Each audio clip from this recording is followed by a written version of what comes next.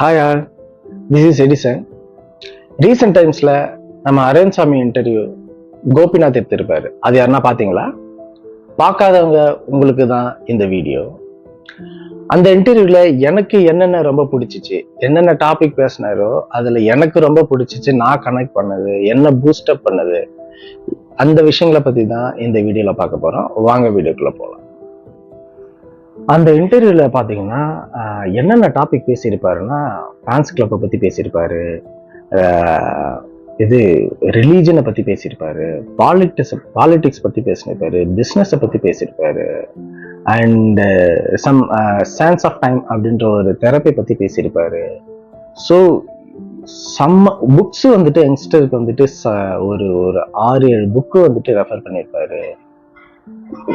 Maximum எல்லாமே நம்ம இது எல்லாமே நமக்கு ரொம்ப தேவையான விஷயங்கள் தான். எங்கேயுமே போர் அடிக்கல. எனக்கு ரொம்ப பிடிச்ச டாபிக் வந்துட்டு அதுல வந்துட்டு அந்த சென்ஸ் ஆஃப் டைம்ஸ் தரது ரொம்ப பிடிச்சிருச்சு. வாங்க ஒரு டாபிக்கை போய் பாருங்க. கோபி சார் அந்த இன்டர்வியூல கேட்டிருப்பாரு, நீங்க ஏன் ஃபேன்ஸ் கிளப் வந்து மெயின்டைன் பண்ணவே இல்லை, ரசிகர் மன்றம் உங்களுக்கு இல்லவே இல்லை அப்படின்னு கேட்கும்போது அப்போ ஒரு ரொம்ப கிளியரான ஒரு ஆன்சர் ஒன்று சொல்லுவாரு. எனக்கு ரசிகர் மன்றம் அதை பத்தி எனக்கு ஆக்சுவலா எனக்கு புரியல, அதால நான் அதை மெயின்டைன் பண்ணல. அண்டு இன்னொன்று பார்த்தீங்கன்னா, இப்போ என் பையன் வந்து அப்பா நான் ஒருத்தருக்கு போய் ரசிகர் மன்றத்தில் ஜாயின் பண்ண போறேன் அப்படின்னு சொன்னா, நான் கண்டிப்பா என் பையன்கிட்ட கொடுக்குற ஒரே அட்வைஸ், கண்டிப்பா நான் பண்ணக்கூடாது. நீ மூவி பார்த்தியா, என்ஜாய் பண்ணியா, அதோட விட்டுடு, இதுதான் நான் பண்ணுவேன். அதே தான் நான் வந்துட்டு அடுத்த பசங்களுக்கும் நான் பண்ண முடியும். நீ போய் வந்து நான் என் பையனுக்கே நான் பண்ண மாட்டேன்னு சொல்லும் போது, ஊர்ல இருக்கிறப்பங்களாம் வந்து நீ வந்து எனக்கு ஃபேன்ஸ் கிளப் ஆரம்பி, இந்த மாதிரி நான் சொல்லவே மாட்டேன் அப்படின்னு அந்த இன்டர்வியூல ரொம்ப கிளியரா சொல்லியிருப்பாரு. இந்த மாதிரி ஒரு ஃபேன்ஸை பத்தின ஒரு தெளிவான ஒரு ஆன்சர் இதுவரையிலும் எந்த ஆக்டருமே கொடுத்தது இல்லை. ஈவன் அஜித் கூட கொஞ்சம் சொல்லியிருக்காரு, வேணாம் நீங்க போய் எனக்கு ஃபேன்ஸ்லாம் வேண்டாம், நீங்க போய் பாருங்க அப்படின்னு, வீட்டை போய் பாருங்கன்னு மட்டும் தான் சொல்லியிருப்பாரு. ஆனா இதுல ஒரு டீப் நாலேஜோட சொல்றாருல, என் பையனுக்கு நான் வந்து கண்டிப்பா நான் போய் நீ எங்கேயும் ஜாயின் பண்ணக்கூடாதுன்னு சொல்லுவேன். நீ மூவி பார்த்தியா, என்ஜாய் பண்ணியா, அதோட இரு அப்படி. இந்த ஒரு டாபிக் எனக்கு ரொம்ப பிடிச்சிருந்துச்சு. எனக்கு இது ரொம்ப கனெக்ட் பண்ணிக்க முடிஞ்சிச்சு. இப்போ உள்ள ஆக்டருங்கெல்லாம் என்னென்ன பண்றாங்க, ஏது பண்றாங்க அப்படின்ற அவ்வளவு விஷயத்துக்கு நம்ம போவேன்னா, அப்படி நீங்களே பாத்துங்க. இப்போ உள்ள ஆக்டர்ஸ்லாம் அவங்க ஃபேன்ஸை என்னென்ன பண்ணின்னு இருக்காங்க அப்படின்னு அப்படியே சில மேடைங்கெல்லாம் பார்க்கலாம். அப்படியே வந்து நின்று அப்படியே எல்லாரும் கத்துறத பாக்குறது, அப்படியே என்ஜாய் பண்றது, அதெல்லாம் ஏன் எதுக்கு, ஏன் அப்படின்னு தான் இருக்கு. சரி, ஓகே. அண்ட் இன்னொரு ஒரு விஷயம் சொல்லுவாரு, என்னன்னா எனக்கு ஆக்ட் பண்ண பிடிக்கும், ஆனா எனக்கு ஸ்டார்டம் மேல எனக்கு ஆசை இல்லை அப்படின்னு ஒன்று சொல்லுவாரு. எனக்கு நடிக்க தான் பிடிச்சிருக்கு, ஆனா எனக்கு நான் ஒரு மிகப்பெரிய நட்சத்திர அந்தஸ்துக்கு போகணும் அப்படின்ற ஒரு ஆர்வம் இல்லைன்னு ஒன்று சொல்லுவாரு. சேம் அவர் ஒரு பிஸ்னஸ் மேன்றதால பிஸ்னஸ்லயும் இதே மாதிரி ஒரு மைண்ட் செட்ல தான் இருப்பாரு. என்ன சொல்லுவாருன்னா, எனக்கு வந்து காசு பண்ண பிடிக்காது எனக்கு, ஆனா சொல்யூஷனை வந்துட்டு எனக்கு தேட ரொம்ப பிடிக்கும். ஒரு சொல்யூஷனை சால்வ் பண்ண பிடிக்கும்.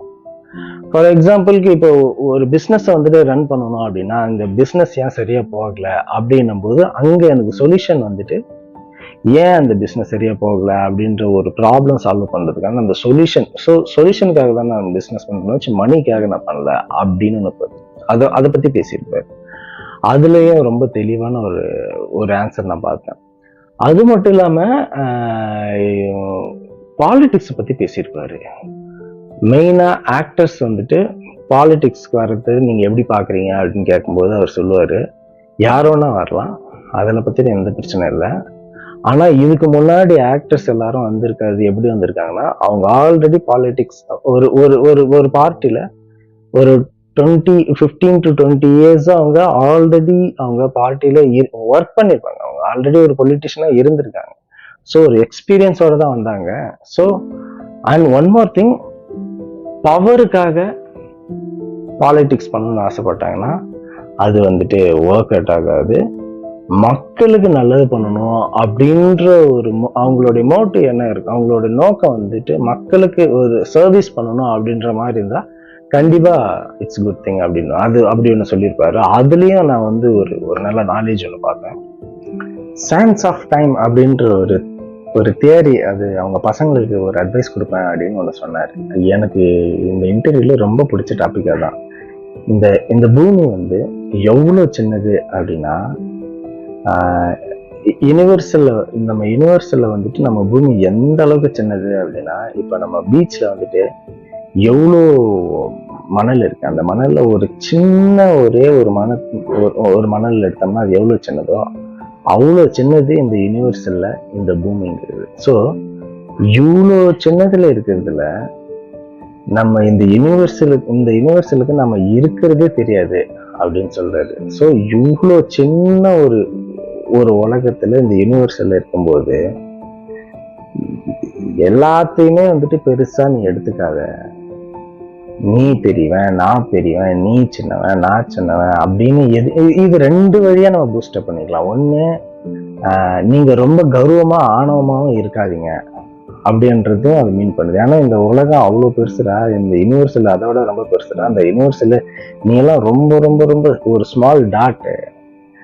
அதே மாதிரி கொஞ்சம் அவங்க ஃபினான்சியலி, மென்டலி, பிசிக்கலி கொஞ்சம் டவுனா இருவங்களுக்கும் இது பூஸ்டப் பண்ணிக்கலாம். எப்படி அப்படின்னு பாத்தீங்கன்னா, இப்போ ஆணவமா இருக்கவங்களை எடுத்துக்கலாம். நான் தான் உயர்ந்த ஜாதி, நான் தான் வந்துட்டு ஒரு பெரிய பணக்காரன், நான் தான் ரொம்ப அழகா இருக்கிறேன், அதுக்கப்புறம் என்கிட்ட தான் வந்துட்டு எல்லாமே இருக்கு, செல்வம் அது இது, நான் வந்து பிசிக்கலி நான் ரொம்ப ஸ்ட்ராங்கா இருக்கிறேன், மென்டலி ஸ்ட்ராங்கா இருக்கேன்னு கௌரவமா இருக்காது. ஏன்னா இந்த எப்படி இந்த உலகத்துல நீ ரொம்ப ரொம்ப சாதாரண விஷயம், இந்த யூனிவர்சலுக்கு நீ இருக்கிறதே தெரியாது யாருக்குமே, அதால நீங்க அதை ரொம்ப பெருசா எடுத்துக்காதீங்க அப்படின்ற ஒரு டைப்லயும் எடுத்துக்கலாம். இன்னொன்னு, பிசிக்கலி மென்டலி கொஞ்சம் டவுனா இருக்கிறவங்களுக்கு நீங்க வருத்தப்படணும்னு அவசியம் இல்லை. ஏன்னா இந்த உலகம் வந்து ரொம்ப சின்னது, ரொம்ப இதெல்லாம் ஒன்றும் பெருசா எடுத்துக்காதீங்க அப்படின்னு. ஸோ பயங்கரமான ஒரு வேர்டு, இந்த யூனிவர்சலுக்கு நீ இருக்கிறதே தெரியாது அப்படின்னு சொன்னது இருக்குல்ல, எனக்கு ரொம்ப பிடிச்சிருச்சு இந்த டாபிக். அப்புறம் ஒன்று பேசியிருப்பாரு, வேலிடேஷன் வந்துட்டு ஒன்னு நீ தான் வேலிடேஷன் பண்ணணும், ஒன்னு மற்றவங்களை வேலிடேஷன் பண்ண விடாத அப்படின்னு ஒரு ஒன்று பேசியிருப்பாரு. அப்புறம் மற்றவங்களுக்காக நீ எதையுமே பண்ணாத, அதாவது மற்றவங்களுக்காக கார் வாங்குறது, மற்றவங்களுக்காக நீ மொபைல் வாங்குறது, மற்றவங்களுக்காக நீ எதுவுமே பண்ணாது, நீ உன்னை சாட்டிஸ்ஃபை பண்ணிக்கோ, நீ உனக்கு பண்ணிக்கோ. அப்புறம் பிஸ்னஸ் பண்ணுங்க. இந்த டாபிக் பத்தி பேசினது போது ஒரு புக் ஒன்று ரெஃபர் பண்ணது, சைக்காலஜி ஆஃப் மணி அப்படின்ற ஒரு புக். அந்த புக்கு அதுக்கப்புறம் நான் போயிட்டு யூடியூப்ல ஃபுல்லா அந்த புக்கு ஃபுல்லா நான் கேட்டேன். ஆல்மோஸ்ட் ஒரு 2 hours போகுது அந்த புக்கு. எனக்கு ரொம்ப ரொம்ப பிடிச்சிருந்துச்சு. அந்த புக்ல வந்துட்டு என்னென்னலாம் பேசியிருக்காங்க அப்படின்னா, ஃப்ரீடமை பத்தி நிறைய பேசியிருக்காங்க. நீங்க எப்ப என்ன நினைக்கிறீங்களோ அதை பண்ணணும், அதுதான் ஒரு ரியல் ஃப்ரீடம். இப்போ நீங்க எப்ப என்ன பண்ணணும்னு நினைக்கிறீங்கன்னும் போது, இப்போ ஒரு ஜாப் எடுத்துக்கங்க. இப்போ நீங்க ஜாப்ல ஒரு சட்டன் சுச்சுவேஷன் வருது, ரொம்ப மோசமான சுச்சுவேஷன் வருது, உன்னோட சுப்பீரியர் வந்துட்டு உங்கள்கிட்ட ஏதோ அவங்க வந்து ஒரு டாமினேட் பண்றாங்க, ஒரு ப்ரெஷர் பயங்கரமா கொடுக்குறாங்க அப்படின்னும் போது, நீங்க இம்மிடியட்டா அந்த ஜாப்ல இருந்து போகணும்னு நினைக்கிறீங்களா, உங்களுக்கு அந்த ஃப்ரீடம் இருக்கு அப்படின்னா, that is the real freedom அப்படின்னு சொல்றாரு. நீங்க இல்ல அனுசரிச்சுட்டு அங்கேயே இருக்கேன் அப்படின்னா அது ஃப்ரீடம் கிடையாது. ஸோ நீங்க அந்த அளவுக்கு உங்களோட சேவிங்க, உங்களுடைய ஃபினான்ஸில் வந்துட்டு கொஞ்சம் நீங்க கரெக்டா இருங்க அப்படின்றது அந்த புக்கு வந்துட்டு, இந்த சைக்காலஜி ஆஃப் த மணின்ற புக்கை ரொம்ப ஸ்ட்ராங்லி ஸ்ட்ரிக்ட்லி ஃபார் யங்ஸ்டருக்கு ரொம்ப பயங்கரமா ரெக்கமெண்ட் பண்ணாரு. நான் ஃபுல்லா கேட்டேன், செம்மையா இருக்கு, நீங்களும் போய் பாருங்க, கண்டிப்பா ஹைலி ரெக்கமெண்டட் புக்கு. ஸோ அதை பத்தி பேசுறாரு இல்ல, ஸோ இதுவும் சொல்றாரு அவரு, மணி எப்படி நீங்க எப்படி ஹேண்டில் பண்ணணும், எப்படி நீங்க சேவ் பண்ணணும், இதை பத்தியும் கொஞ்சம் பேசினாரு. அப்புறம்